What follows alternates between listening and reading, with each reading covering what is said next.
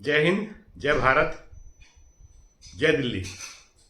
आज मैं दिल्ली के पोल्यूशन, जो खतरनाक पोल्यूशन, हवा खराब हो रखी है दिल्ली की, उस पर एक ऐसा सुझाव देना चाहता हूँ। दिल्ली एनसीआर की हवा उत्तराखंड के गांव जैसी हो जाएगी।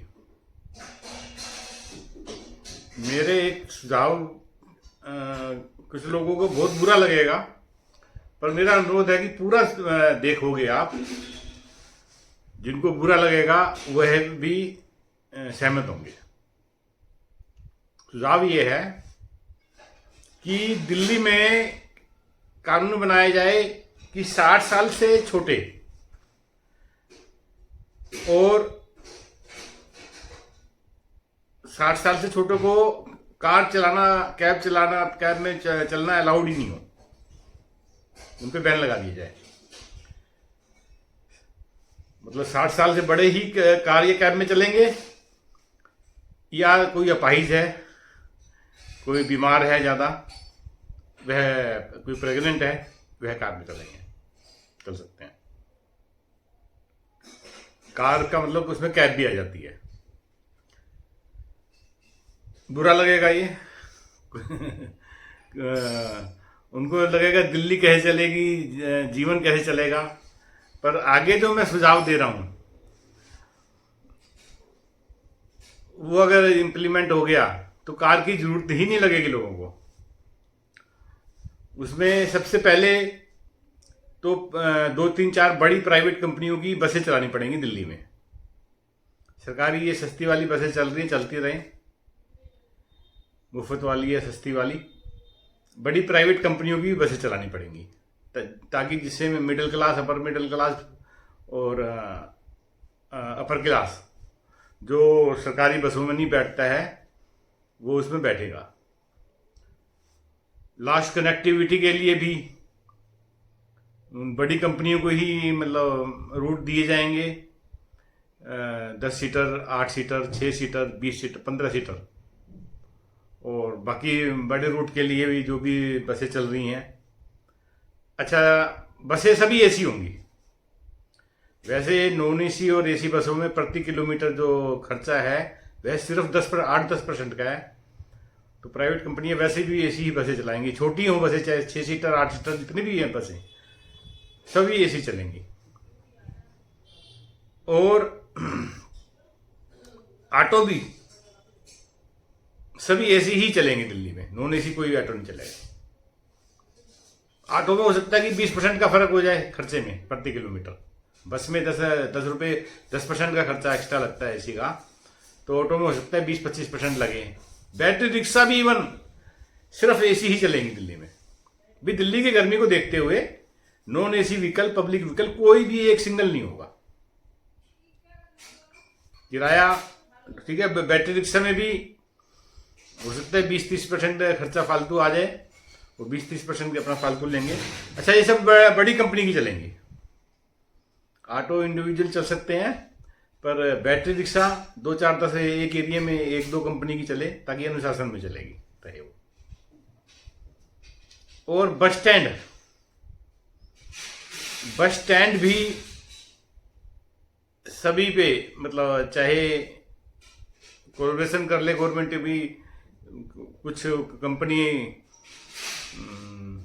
1-2 छोटा सा शॉपिंग एरिया दे के उनको 10 स्क्वायर फुट का, 100 स्क्वायर फुट का बस स्टैंड पे दुकान दे के कई प्राइवेट कंपनियां फ्री में भी एसी वेटिंग रूम बना सकती है।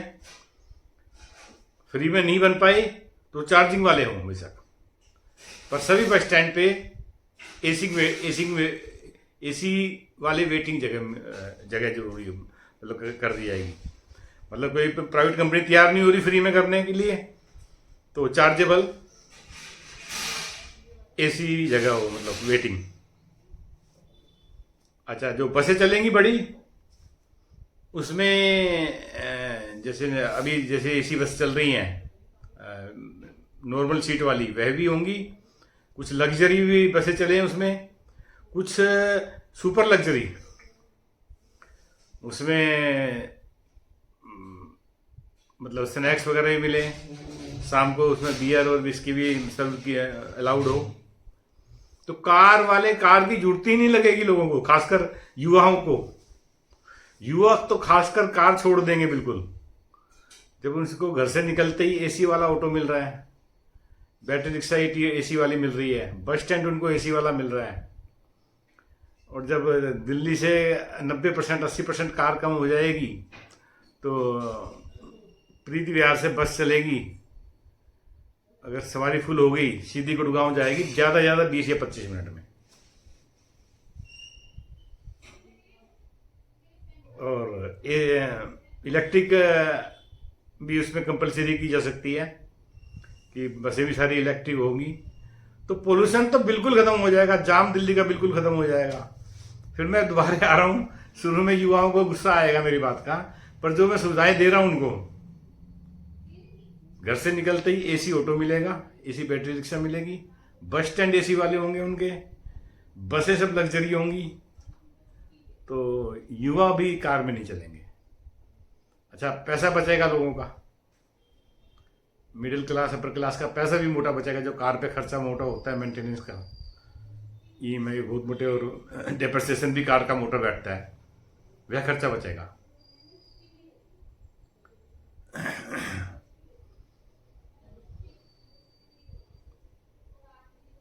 सुझाव पसंद आए